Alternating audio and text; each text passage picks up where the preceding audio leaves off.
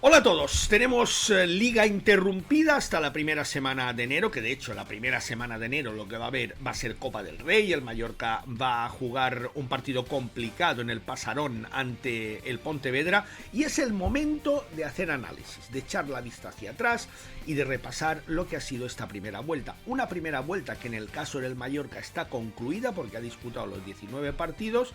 No es así en la inmensa mayoría del resto de equipos, a los que les queda todavía una jornada que se disputará en la segunda semana del mes de enero. Pero ya hay argumentos suficientes como para poder elaborar un podio, para poder elegir al mejor entrenador y para hacer un repaso de lo que han sido este primer acto ya de la competición. Y para eso hemos recurrido a un maestro, y a un maestro nunca mejor dicho, porque además de gran entrenador también ha sido maestro. A don Gregorio Manzano, que nos va a diseccionar esta primera parte de la liga, nos va a dar su podio y nos va a elegir al mejor entrenador. Así que no pierdo más tiempo, me voy a Valladolid, donde está pasando las navidades don Gregorio Manzano, para darle un abrazo, para saludarle y para que nos cuente cómo ha visto él esta primera parte de la temporada. Bienvenidos, empezamos.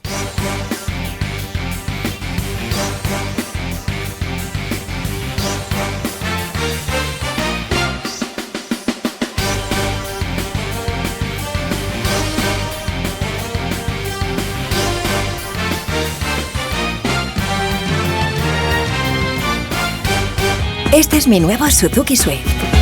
Me avisa si me distraigo. Consume muy poco. Con la etiqueta Eco, entra al centro y aparco en cualquier sitio. Y hasta puedo cerrarlo desde el móvil con Suzuki Connect. Nuevo Suzuki Swift desde 79 euros al mes. Consulta condiciones en suzuki.es. Pues nos vamos a Valladolid. Don Gregorio Manzano, buenas noches, ¿cómo está usted? ¿Qué tal? Buenas noches, encantado. Que ya me han dicho que aquí en Valladolid hay una ola de calor, que están a 40 grados, ¿no? Los pingüinos van con bufanda. ¿Hace mucho frío, Gregorio? Hay mañanas que estamos con -2, -3, luego se va suavizando el día, pero cuando vuelve la noche, pues de nuevo vuelve el frío, lógicamente, ya sabes, aquí, por esta zona. No es en vano que cuando el Mundial 82, se inauguró el nuevo estadio, el nuevo Zorrilla, que además se inauguró creo que en el 81 con una final de Copa, no en vano se le llamó el Estadio de la Pulmonía, porque yo de verdad es de los campos en los que yo he pasado más frío en toda mi vida, ¿eh? Mi primera experiencia profesional, como bien sabes, fue aquí en Valladolid. Sí. Y no se me olvida, el trabajo diario, pero sobre todo el mes de enero aquí en Valladolid. Un mes sin ver el sol durante todo el día. Los entrenamientos teníamos que ponerlos a las 12 de la mañana o más para que los campos se deshelaran. Aquello era, yo decía, madre mía, qué frío se pasa aquí. Bueno, de hecho yo creo que a partir de ahí del frío empezamos a ganarle en enero a todo el mundo, porque hicimos la segunda vuelta magnífica aquí en Valladolid, la primera no tanto, y al final, bueno, quedó ese recuerdo de esa gran temporada con ese octavo puesto que hasta ahora todavía no se ha podido superar a pesar de los años aquí en Valladolid, ¿no? Así es, a ver si te vienes a Mallorca y pasan los inviernos, al menos los inviernos en Mallorca, que ya sabes que aquí, bueno, ¿qué te voy a contar? Aquí Lo sé. Hablo frecuentemente con los amigos de Mallorca, me dicen de la buena temperatura. Bueno, no tengo nada que decir, porque siempre, la verdad, es un placer estar allí en Palma pasando unos días. Gregorio, tenemos la primera vuelta prácticamente terminada. En el caso del Mallorca, de hecho, ya ha jugado los 19 partidos. Hay muchas cosas de las que hablar porque ahí está la primera división, apasionante, se puede discutir el nivel de calidad de la liga, pero en general, ¿qué te está pareciendo esta temporada? ¿Ves algo diferente a las demás o más o menos sigue el mismo patrón que el resto? Yo creo que ahora mismo, significativamente en las primeras vueltas, siempre se producía ese comentario en general cuando se ponía ese campeón de invierno honorífico, que decían que daba mucho pie a luego que era el campeón final, ¿no? Bueno, pues quizás este año esa supuesta decisión periodística de ese campeón de invierno, nadie podría decir ahora, conforme está la clasificación, quién va a ser el campeón final, y más teniendo en cuenta todavía que hay esta liga irregular que se nos plantea algunas veces, y este año más, desgraciadamente con la Dana, y que la verdad es que lo que parecía, quizás en el análisis ahora de la primera vuelta que me pregunta, si tuviéramos todavía que diseccionarla en la mitad de la primera vuelta, Claro. pues diríamos, cuando pasaron 9 o 10 jornadas, que estaríamos hablando de esta mitad, de esta primera vuelta, diríamos, este año está todo dicho. El Barcelona va a arrasar, el Madrid no le llega y el Atlético está a 10 puntos y imposible alcanzarlo. Fíjate, el fútbol muchas veces, lo que son los análisis antes de tiempo, como los propios partidos muchas veces cuando lo hacemos, ¿no? Lo que se juega en un partido, como siempre se dice, hay varios partidos dentro de un partido. Pues en esta liga se está viendo que en esta liga hay varias ligas metidas, ¿no? Y los equipos, sobre todo los de altura, han sufrido una metamorfosis, a veces con más o menos suerte, pero sí es verdad que ahora mismo hay lo que podríamos decir y aventurar una liga apasionante en la segunda vuelta, sobre todo de los tres grandes transatlánticos que están ahí arriba, y luego pues esa liga otra interesante de la parte inferior, de los puestos que quedaría supuestamente de Champions más lo de UEFA, que también es tan interesante porque entre otras cosas también está compitiendo a algo muy nuestro como es el Mallorca, ¿no? Hablaremos del Mallorca, de esta fantástica sexta posición con la que se despide el año. Pero ¿cómo se explica? ¿Cómo un entrenador puede explicar esta debacle del Barcelona? Como dices tú, es que parecía que sería un paseo militar después de la goleada al Real Madrid en el Santiago Bernabéu. ¿Cómo se puede entender que luego pueda perder ante Las Palmas en Montjuïc, ante el Leganés en Montjuïc? Bueno, perder ante el Atlético de Madrid entra más o menos dentro de las posibilidades. Perder en Anoeta ante la Real Sociedad también es, bueno, entre las posibilidades. Que se te vayan 2 puntos porque un equipo contrario como el Celta te remonte, bueno, le puede pasar a cualquier equipo. Pero estas 2 derrotas ante Las Palmas, ante el Leganés, son muy llamativas. ¿Cómo se explica eso? Son los que llamamos accidentes futbolísticos que suceden, que no tienen una explicación, dentro de lo que es el marco futbolístico diferencial entre estos equipos que le han ganado y el potencial de Barcelona, ¿verdad? Solamente cabe quizás una supuesta, me da por pensar, mentalidad respecto a afrontar esos partidos que han estado jugados entre medias de la Champions, de los partidos de Champions, donde resulta que los futbolistas manejan situaciones de alto nivel por el rival que tienen enfrente en Champions y lo manejan con una manera y con una personalidad enorme, y ahí están los resultados y ahí está la Champions que está haciendo Barcelona. Y cuando se pasa de ese nivel mental tan alto o superior a un rival en casa más asequible teóricamente, con menor nombre, pues sabes que quizás en un momento y durante 90 minutos tu nivel de intensidad y de preparación mental quizás baja. Es un punto de vista quizás a tener en cuenta en este sentido, y sabes que bueno, las ocasiones van a aparecer y que de alguna forma alguna vas a marcar, y vas a marcar alguna más que el rival, ¿no? Y quizás desde ese punto de vista el rival va al contrario, que está ante el Barcelona superior en todo, van a full time todos los jugadores en todos los sentidos, en todas las facetas, sobre todo defensivas del campo, y aprovechan esas mínimas oportunidades que tienen los equipos pequeños, que siempre cuando van a jugar contra estos equipos siempre dicen los entrenadores, vamos a tener muy pocas y escasas oportunidades si las aprovechamos, y luego ellos no tienen su día. Es una frase muy clásica, pero es así. Si no tienen su día podemos sacar algo positivo, y yo creo que se ha juntado todo, ¿no? Aparte de que han estudiado ya también estos 2 partidos que tú bien has dicho, pues como el otro día con el Atlético de Madrid, salvando diferencias. ¿Cómo son los goles que encaja el Barcelona?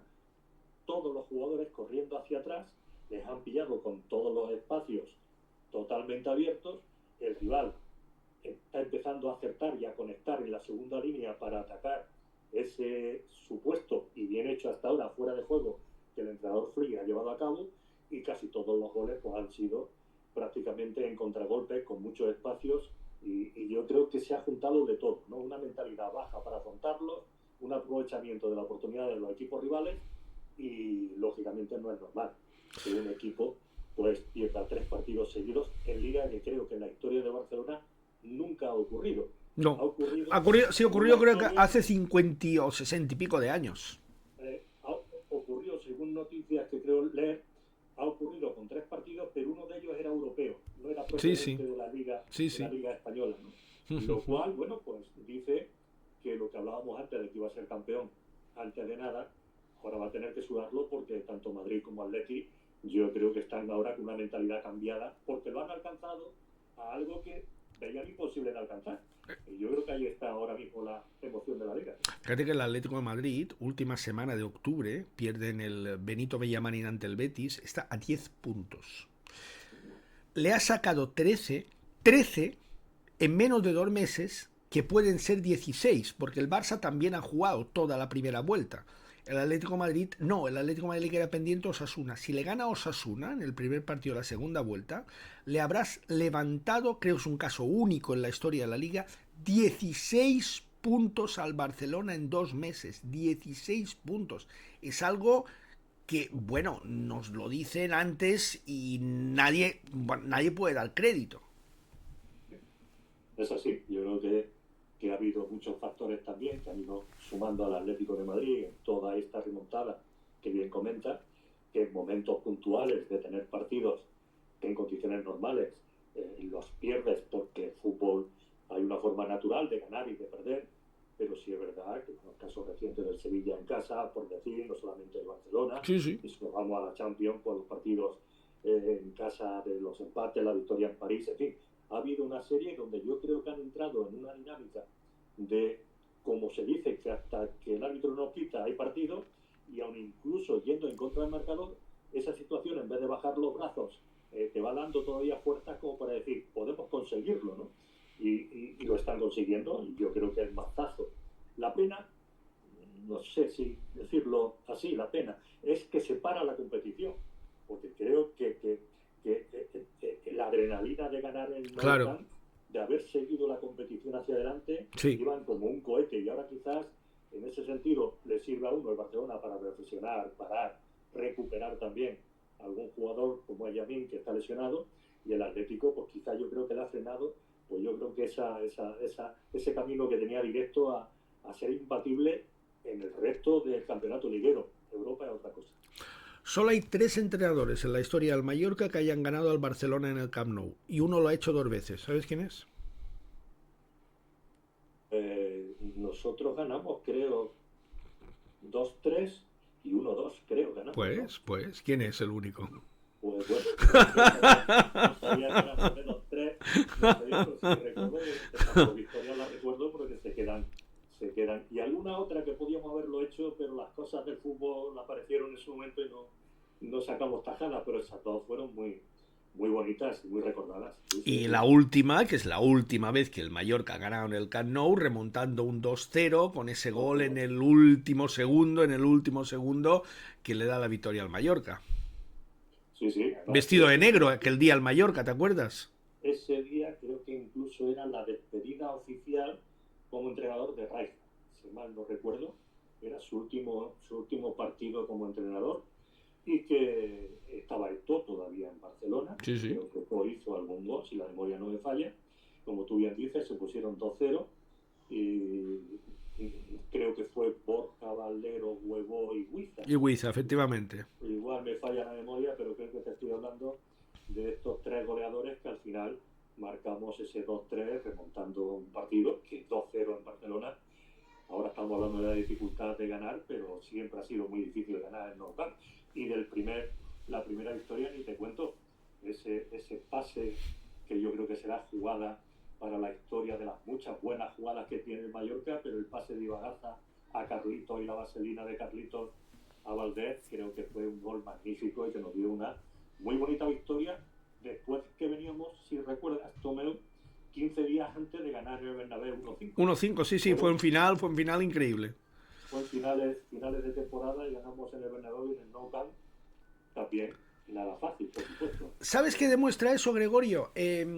Demuestra porque ese final de temporada llega cuando el equipo ya está clasificado para la final de Copa. Al equipo...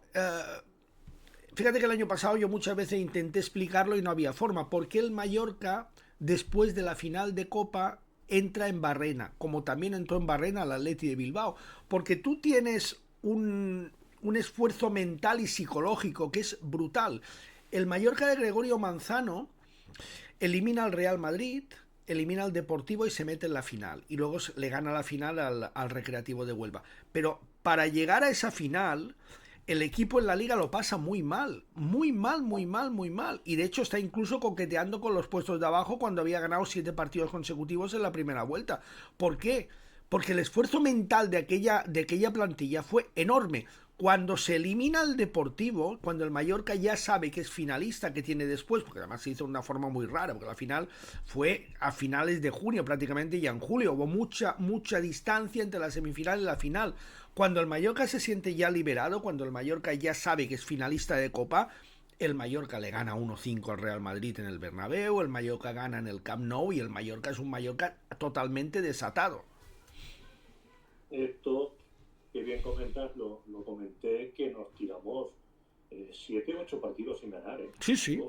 Algo que por mucho que le dábamos vueltas, y mira que no hacíamos, pero eran las cabezas estaban pensando en conseguir, después de ir a Riazor, aquel partido que bien comenta, y que ganando 0-3 teníamos un pie en la final, sí o sí. Aquello se nos complicó al final por un penalti más que dudoso y otro gol. No, más que dudoso no, un penalti inexistente. De más de dudoso no tuvo nada. Penalti inexistente. No quería yo decirlo así, pero así fue. Y luego un gol de Diego, creo, Cristán, que nos metió al Deportivo. Y entonces, pues, lo que teníamos ya eso alcanzado, pues, hasta que la vuelta luego fue un mes. Un mes después, fue un mes después la vuelta. El equipo estaba con su cabeza pensando normal lo que es el sueño de un profesional, es una final, una nueva final en este caso para el Mallorca, y como tú bien dices, como aquella final se jugó el 28 de junio, luego ya cuando conseguimos aquel empate y contra el Depor y la final, el equipo se liberó y mostró sus goles.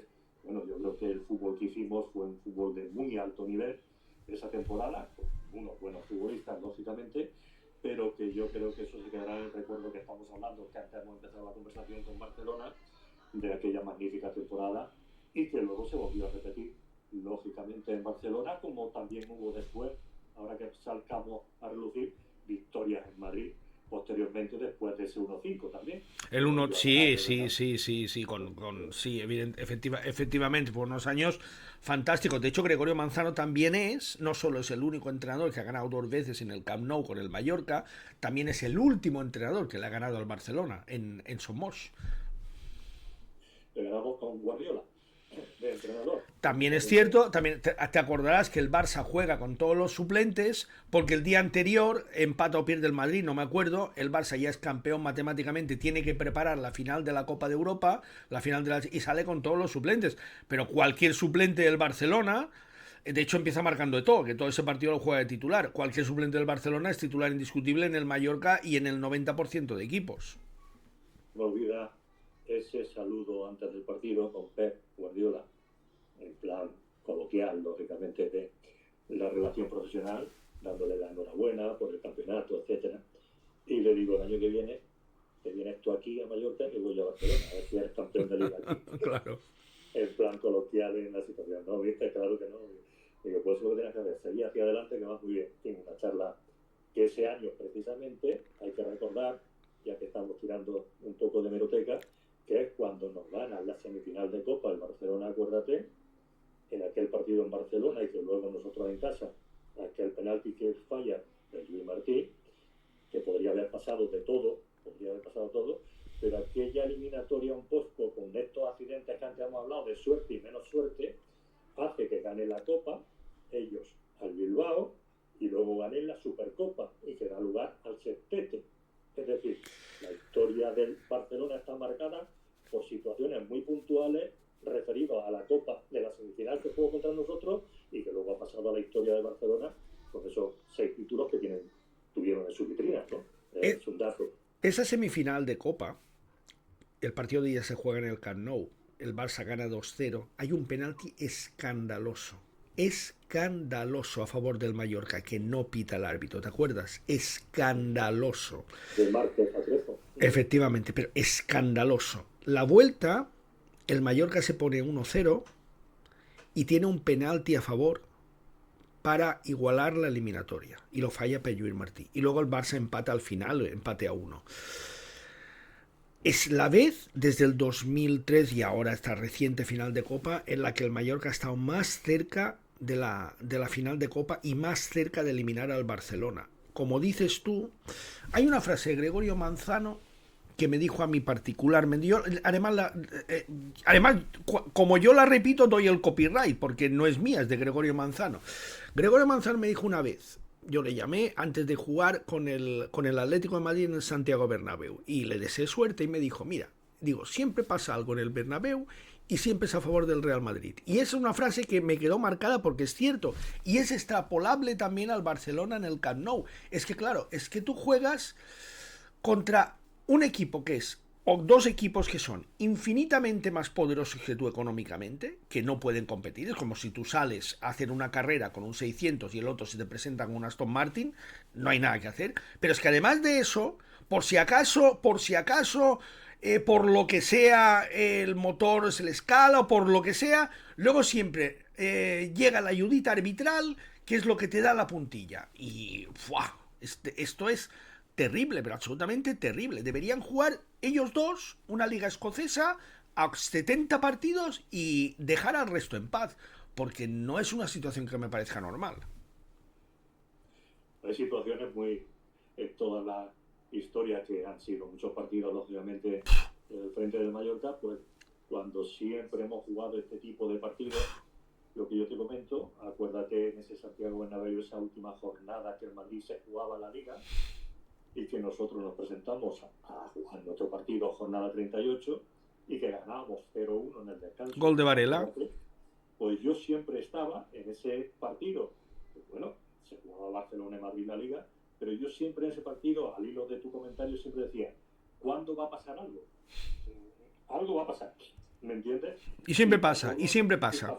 Y pasó lo que tuvo que pasar. Claro. Un córner en el minuto 80, que cabeceó Diarra, y Basinas en el palo podría haber sacado aquel balón que, bueno, dentro de la dificultad puso el pecho así un poco para no hacer penalti y tal, y total que la situación viene en que empata el Madrid en el minuto 80. Digo, ha tenido que venir la jugada. Bueno, nosotros seguíamos nuestro partido 1-1, pero hay dos cosas puntuales de ese partido que yo, cuando lo he analizado, y lo analizo con algunos madridistas, periodistas y no periodistas, digo que pasó desapercibida, pero yo al menos como entrenador sí creo tener influencia en ese partido. Primero, se lesiona Núñez, jugador para nosotros importante, clave, no porque Rami no lo fuese, sino estamos hablando del valor sustancial de Núñez, y se lesiona Beckham y entra Reyes.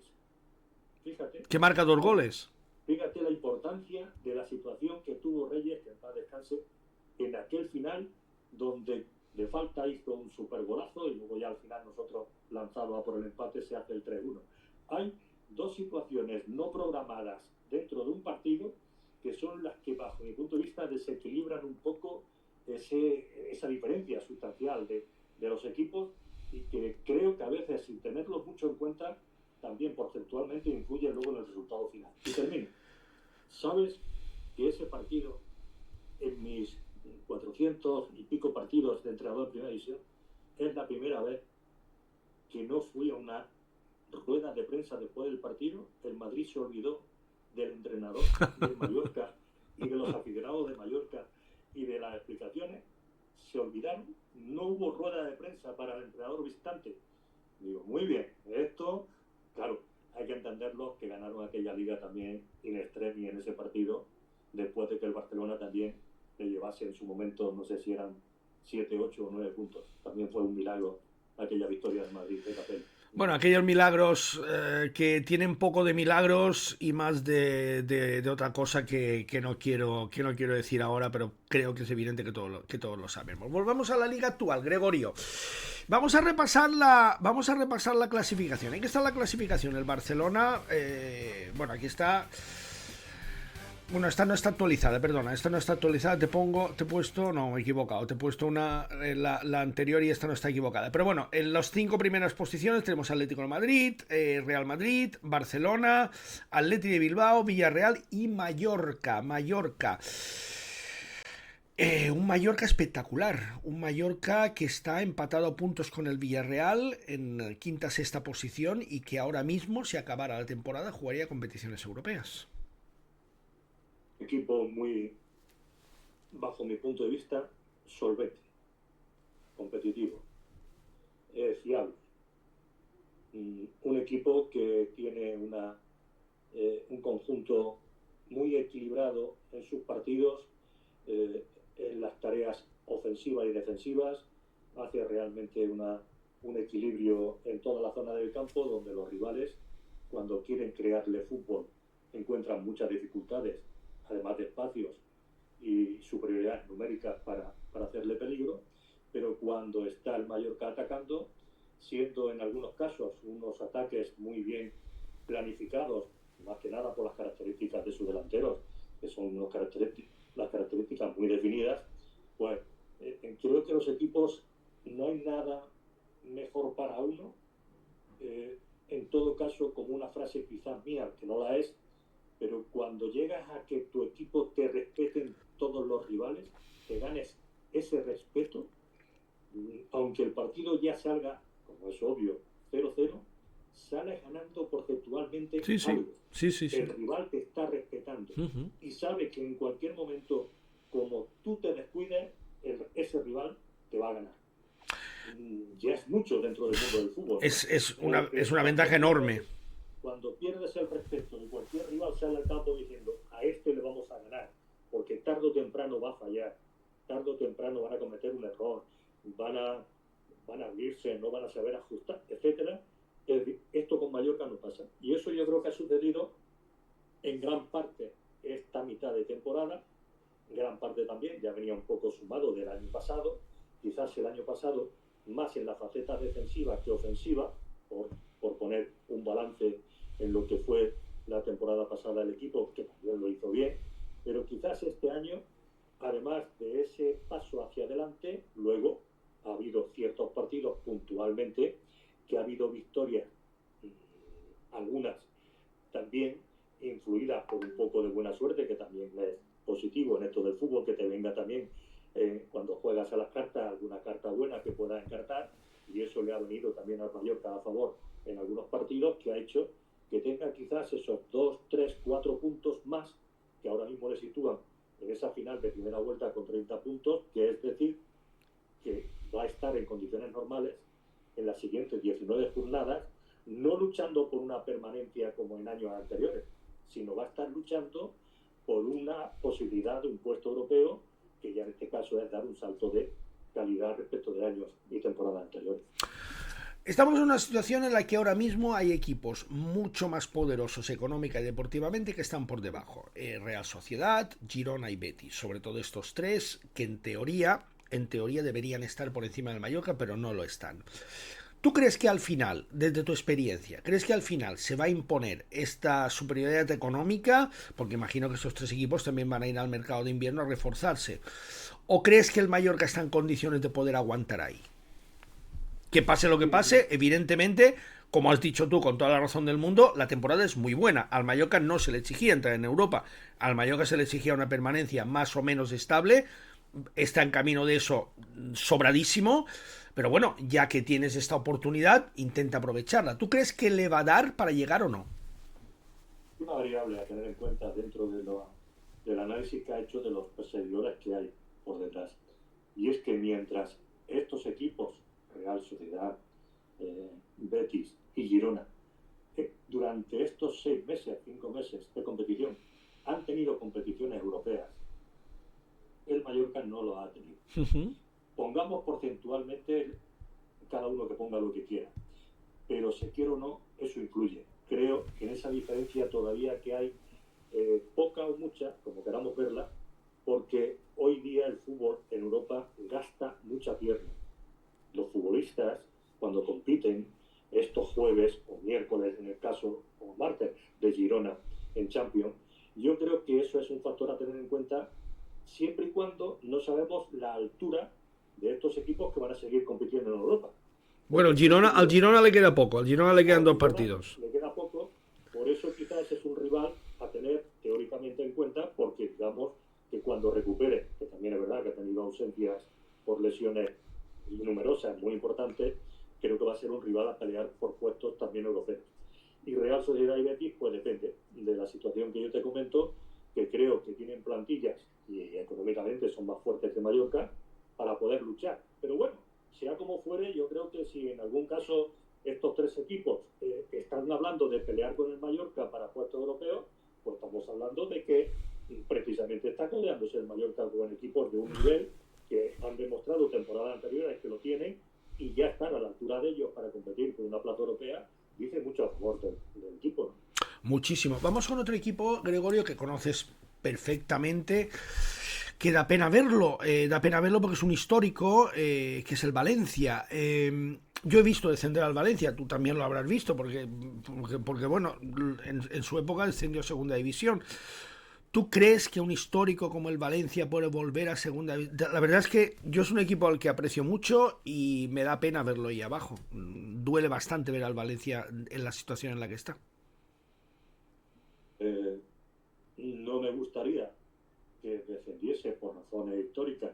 Los que somos amantes del fútbol, de que un histórico esté abajo, muchas veces quizás hay otros equipos, no porque no los respete y no los quieras, es decir, no tendría que bajar nadie, pero tienen que bajar desgraciadamente, pero 3 equipos, pero quizás dentro de la perspectiva de este equipo, que el año pasado no hay que olvidar que quedó 9º, que cuando la final de temporada incluso hubo jornadas que hablaban de asaltar Europa, yo pensé que quizás el análisis había que hacerlo desde un punto de vista más realista, ¿no?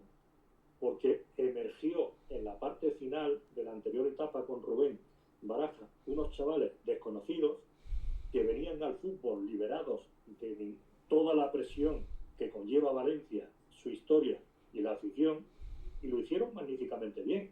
Pero no hay que olvidar que aquel Valencia que descendió, había futbolistas como era Lino, acuérdate, como era el centrocampista externo Oporto, el hijo de Fran, que estaba del Barcelona, dime el nombre. Sí. Estaba el hijo de Kluivert, también, Kluivert, que estaba, es decir, había 2 o 3 futbolistas de un nivel medio alto que al año siguiente ya no estaban. No se refuerzan, siguen sacando chavales. Y cuando llega un momento en que esos chavales empiezan la mochila de presión a cargarse, sin experiencia, y empiezan los resultados a no ser muy claros, de hecho no lo son, y de 17 partidos ahí están, que han ganado solamente 2, me temo muy mucho que a pesar de que está reciente la destitución de Rubén hoy día, va a ser muy difícil que el Valencia, no voy a decir que descienda, pero que va a estar hasta la jornada 38 eso seguro, luchando eso seguro, por no bajar, te lo puedo asegurar, porque precisamente el entorno de sus rivales más inmediatos, los últimos resultados de Valladolid, Español y Alavés, por poner un ejemplo, encima los tienes en algunos casos con el gol a verás supuestamente perdido. Vamos a ver lo que pasa en la segunda vuelta. Y va a ser un año muy difícil y quizás no nos esté tocando ver después de muchísimos años al Valencia de nuevo navegar en una categoría que no les pertenece por historia, lógicamente. Fíjate que del fútbol que nosotros conocimos, hay equipos históricos, absolutamente históricos. Zaragoza descendió en el año 2013. Lleva 11 años, va a ir para 12, sin estar en la máxima categoría. El Oviedo descendió en Somos en el año 2001. Lleva 23 años, que va para 24 fuera de primera división. El Málaga dio con sus huesos en primera ref. El Deportivo dio con sus huesos en primera ref y ahí está. El Castellón, hay equipo, el Tenerife, fíjate cómo está el Tenerife, que llegó a disputar competiciones europeas y está para bajar a primera ref. Tú miras la clasificación en segunda división y prácticamente todos los equipos, creo que hay solo 3 o 4, el Mirandés, el Cartagena, el Eldense, muy pocos que no hayan jugado en primera división. Eso te da una idea de cómo este deporte es de dinámico y que como te duermas en los laureles, por muy importante que estamos hablando de ciudades como Zaragoza, como Málaga, como La Coruña, fíjate los años que hace que no tienen equipos de primera división. Aquí el que no corre vuela, ¿eh? Dentro de todos los datos que son ciertos los que comentas, vamos a tocar uno que nos afecta a nosotros, al Mallorca. No hay que irse con la vista muy atrás cuando se ha estado en segunda división B. Sí, sí. Es decir, que la historia reciente, que ha sido, y la que hemos comentado ahora, buenísima, y ahí está, pero es que la historia propia del Mallorca, del año, digamos, de 2000 hacia adelante, por no irnos, que hemos tenido de todo, pero se ha tenido que atravesar ese desierto de segunda y de segunda B, y que gracias a Dios, todos los profesionales que actuaron en esas temporadas y en esos años tuvieron esa capacidad y esa fuerza para levantarlo de inmediato y no pasar más de un año en esas categorías que, como tú bien acabas de comentar, con esos equipos, cuando se llega. Es muy difícil salir, muy difícil. Fíjate los dos equipos asturianos, el Oviedo y el Sporting, los años que hace que no están en primera, cuando hemos visto al Sporting disputarle la Liga al Real Madrid, el Sporting de Quini, de Ferrero, de Morán, de Joaquín, disputarle la Liga al Real Madrid. Ahora está el Deportivo campeón de Liga, el Deportivo de La Coruña, y fíjate dónde están ahora. Me vas a dar vamos a ir terminando porque no te quiero entretener más. Me vas a dar ahora el podio, pero antes de dar el podio te voy a hacer una pregunta, porque supongo, tú estás viviendo bastante tiempo del año en Valladolid, supongo que habrás visto jugar a Larin en el Valladolid. Es un jugador que el año pasado falló innumerables ocasiones de gol, pero innumerables es innumerable. Yo recuerdo el partido ante la Real Sociedad que falló 4 manos a mano ante Remiro, no 1, 4. Este año estamos viendo otra versión de Larin. Es un jugador que a mí, y quiero pedirte tu opinión porque tu opinión es infinitamente más válida que la mía, a mí es un delantero que me parece con unas condiciones bestiales. Es potente, es rápido, va bien al espacio, remata bien de cabeza, remata bien con el pie, se asocia bien, no es egoísta, pero por lo que sea, hasta ahora en el Mallorca, hasta ahora en el pasado han metido 3 goles en la Liga, hasta ahora en el Mallorca no ha funcionado. Tú lo has visto jugar en Valladolid, que en esa segunda vuelta en la que marcó 8 goles. ¿Qué impresión particular tú como entrenador tienes de este futbolista? Jugadores, Tomeu, a veces las definiciones de los propios jugadores siempre hay que hacerlas en distintos escenarios, en distintas situaciones, en distintos equipos, si me apuras, ¿no? Y a veces uno comete el error de calificarlos de inmediato en cuanto los ves 8 o 10 partidos, y los futbolistas pasan por fases donde realmente hay que evaluar muchas situaciones. Y las situaciones son que un mismo futbolista en una dinámica negativa de un equipo actúa de una forma y en una dinámica positiva de otro equipo, siendo el mismo futbolista, actúa de otra forma. Es el mismo futbolista. Ese mismo futbolista con un entrenador, con un sistema de juego que no se adecua supuestamente a las características de ese jugador actúa de una forma. Con otro entrenador que aprovecha sus cualidades en función de lo que potencialmente tiene, actúa de otra forma. Ese jugador que los niveles, sobre todo cuando vienen de fuera, tienen que adaptarse a España en distintas situaciones, quizás en una ciudad, vamos a poner Valladolid, por su climatología, por su idiosincrasia, etcétera, no se adapta, no solamente el jugador, sino la familia. Estoy hablando supuestamente que no. Sí. Pero en otro sitio tenemos un caso en comparativa que no tiene nada que ver, pero al hilo de lo que estoy hablando, recuerdo que en paz descanse también otro jugador, Clever Santana, acuérdate, que tuvimos en Mallorca, pues que por distintas situaciones en un sitio no cuaja, como es el Atlético de Madrid, pero va a Mallorca, la familia está tranquila, el clima les gusta, y resulta que el mismo futbolista, pues resulta que dice, ¿cómo es que cuaja aquí y aquí no cuaja? No sé si me estás... Sí, te entiendo perfectamente.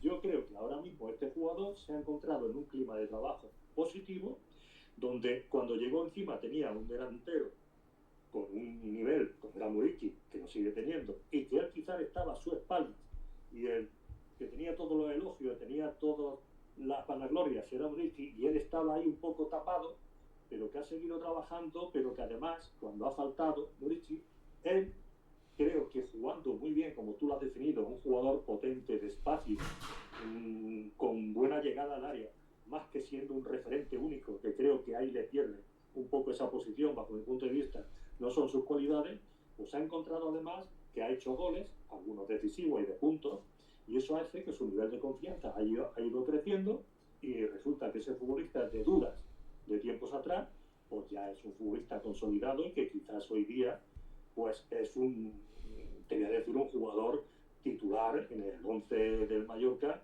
porque se lo ha ganado también en el campo, y porque yo creo que ya ha disipado todas las dudas con las que llegó, que tú la has comentado, y termino. Habría que recordar lo que hace unos años atrás, todos en España, la prensa en general, se habló de Vinicius. Habría que recordar todo lo que se dijo de Vinicius nada más de llegar al Real Madrid.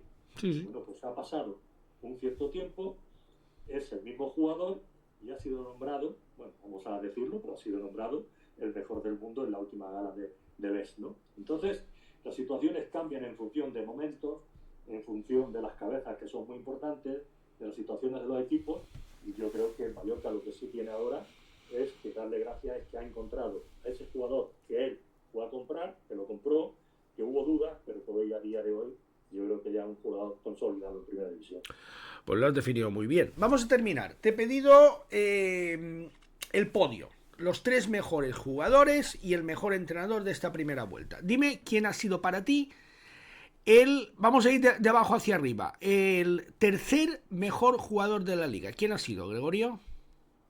Pues antes acabo de comentarlo, un poco para mí ha sido Vinicius, en el sentido de que ha sido el jugador que ha llevado el peso de inicio del Real Madrid, en el sentido de que podía haber sido Mbappé su ayudante en este cometido, pero por las circunstancias que también algún día se analizarán de este periodo de adaptación de Mbappé y de todas las otras circunstancias que también son posibles analizar, no lo han sido, y ha sido Vinicius el que ha sido el encargado de llevar un poco al Madrid a los niveles ahora mismo de la competición que tiene, porque incluso Bellingham arrancó su rendimiento también un poco tardío, como fue el año pasado, y creo que ha sido la bandera y el estandarte de Vinicius en el Real Madrid de haber conseguido hasta ahora los títulos que son los que han ganado, y de mantener al Real Madrid luchando por esos puestos de arriba, y para mí lo pongo en ese podio, en ese nivel del tercero.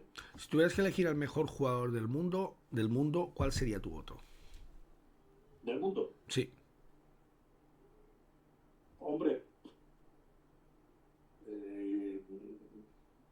el corazón me diría que podría ser Mbappé del mundo, pensando que ahora mismo no lo es, por las cualidades y el desarrollo que tiene, por la edad, pero lógicamente pondría a Vinicius, pero quizás tampoco llegaría a tenerlo en cuenta, en cuanto que para mí es importante no solamente las cualidades que tiene internas en el campo, sino quizás por su forma también, entre comillas, de conducta, Sí. que creo que para ser mejor del mundo no solamente hay que serlo, sino parecerlo. Y ahí Vinicius tiene que mejorar, bajo mi punto de vista, esa faceta que Mbappé la tiene, pero todavía no ha llegado Mbappé a tener esa situación posterior, y está por venir. Quizás la gran promesa es Lamine Yamal, que está por venir, y que ojalá sea uno de los grandes acontecimientos del fútbol nacional, porque lo tenemos en España, y que sea mundial, porque creo que este jugador puede ir saltando barreras con la edad que tiene a unos pasos vertiginosos, que cuando hablamos ya que puede estar superando, y ha superado en algunos casos a Messi, ya diríamos que son palabras mayores, ¿no? Vamos al segundo mejor jugador, según Gregorio Manzano, de esta primera vuelta. ¿Quién ha sido? Y ha sido el chaval del Atlético de Madrid, Barrios.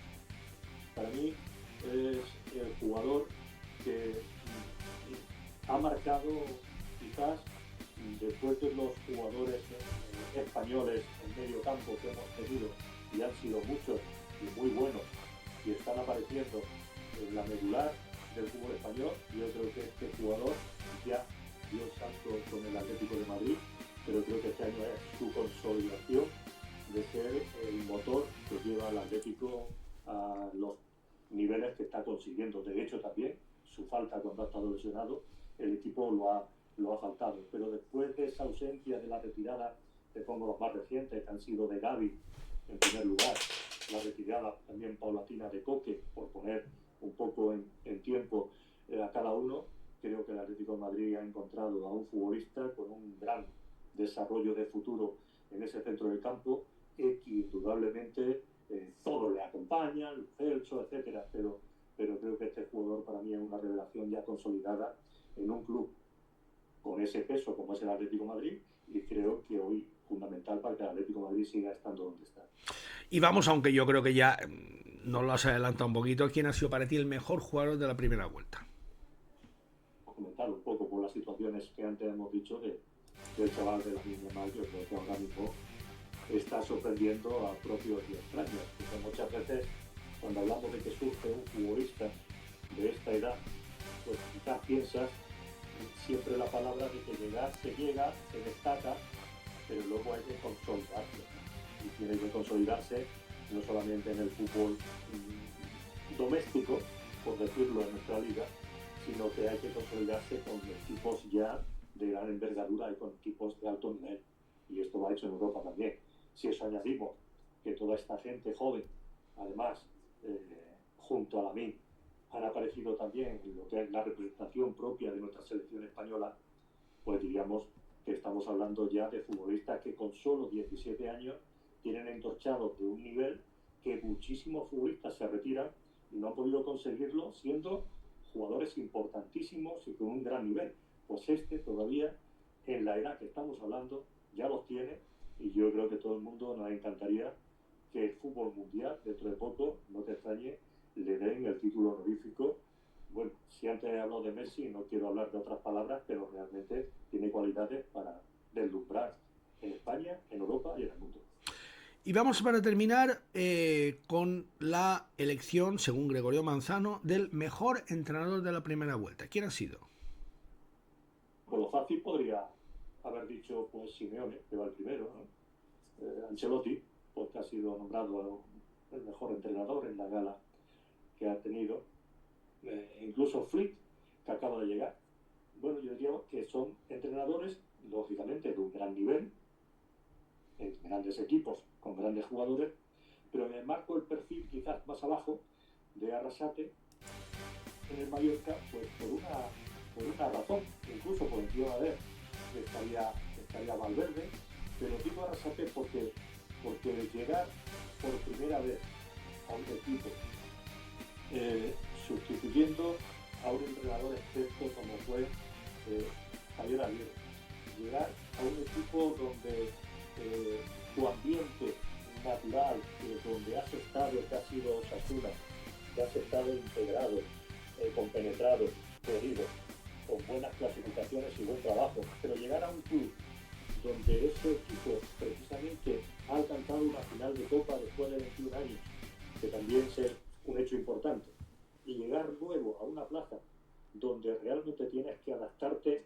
a la ciudad, a los futbolistas, y viceversa, y llegar a todas estas situaciones que hay que ponerlas en un puzzle y encajarlas tan pronto, y llegar a esta primera vuelta precisamente con esta cantidad de puntos, me dice que para mí es un entrenador en igualdad de condiciones con todos los que te he hablado, y me merece todo el respeto a todos, pero creo que hay que destacar como para mí el mejor entrenador de esta primera vuelta.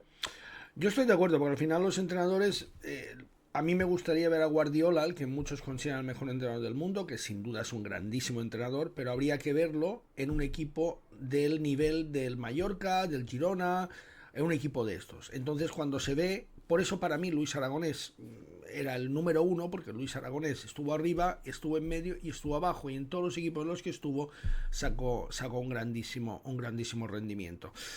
Don Gregorio, desearte feliz Navidad, que aquí vas a tener unas navidades blancas, pero blanquísimas, aquí en Valladolid. Un fuerte abrazo.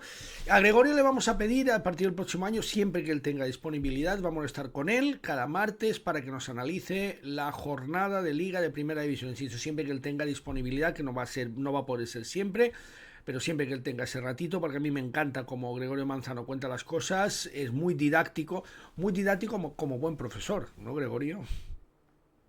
Se intenta, lógicamente, darle un sentido al fútbol, si es que el fútbol tiene... Arrasate también es profesor, como eras tú.